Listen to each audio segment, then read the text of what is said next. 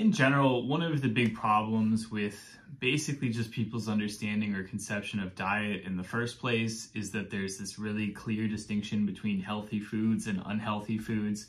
The reality is more that it's about your total diet. Are you eating enough proteins, carbs, and fats in the right proportions? And are you managing your overall caloric intake to manage your weight? And then, of course, aside from that, there is some importance in terms of making sure you're getting in your fiber, making sure you're getting in your micronutrients, but those are generally on the less important end relative to your overall macronutrients.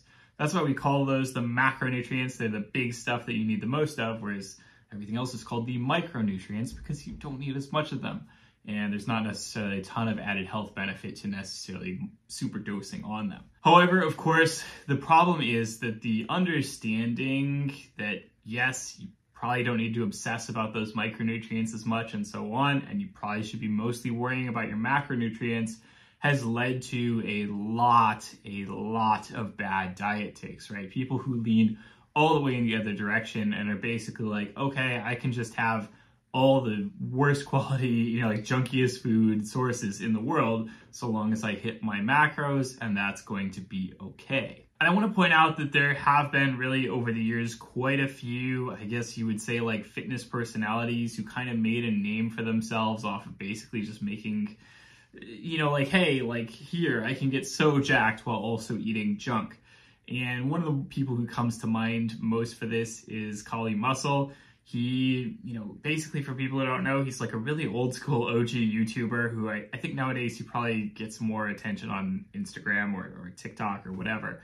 And his whole thing is basically like, he started off and he had just been out of prison or something along those lines.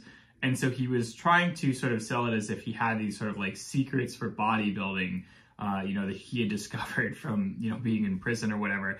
And this also included the fact that aside from the fact that he was really jacked, whatever, showing that off, he also had a lot of like really silly diet stuff. So he would claim that you ate a lot of like ramen noodles in prison. So you basically just, like he was, getting jacked, eating nothing but ramen noodles.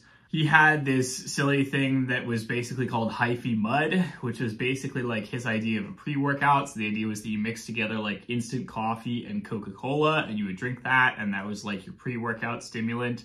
And of course he's kind of an over-the-top personality. That's his whole thing. He's just kind of a guy who like jumps around and yells a lot on camera, and that's how he gets attention.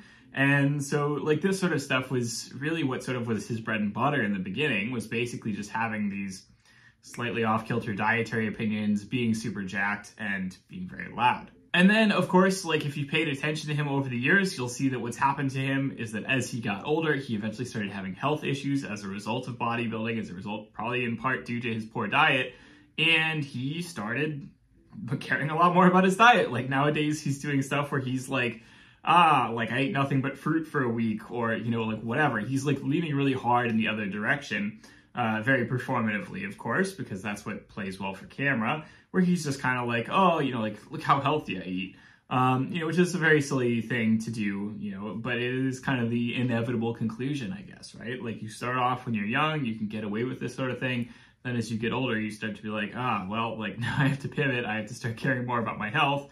And there you go. And I also have to add, sort of the elephant in the room. Like, this is not to say that in particular, Kali Muscle has used steroids. I honestly don't know if he has, never really looked into it.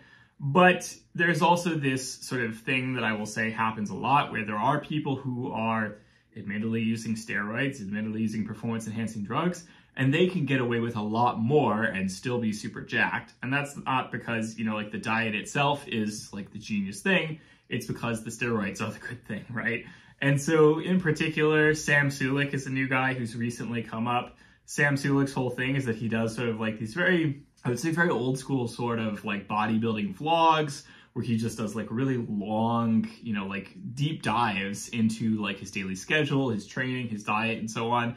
And like, like the guy eats like junk. He'll, like down gallons of chocolate milk and cereal and, whatnot. He is not focusing on food quality at all.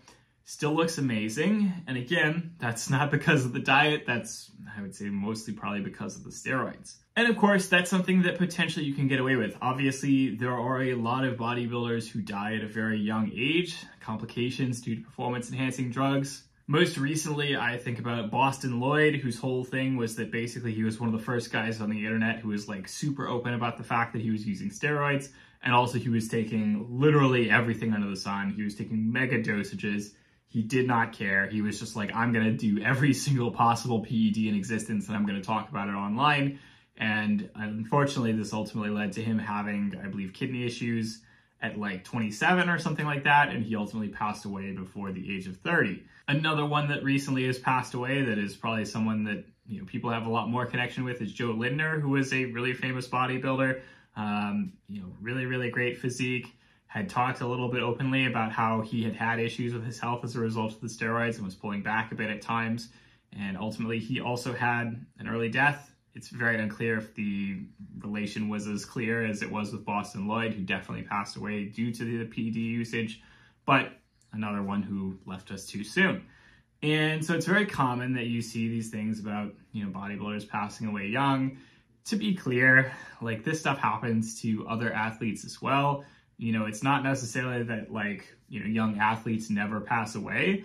It's just, I think, partly that, you know, we are in this community where you specifically have people who are maybe at a greater risk due to, you know, basically just the way the sport in some ways requires PED usage. And then you have that combined with the fact that these people are highly visible because they typically have, you know, decent online followings.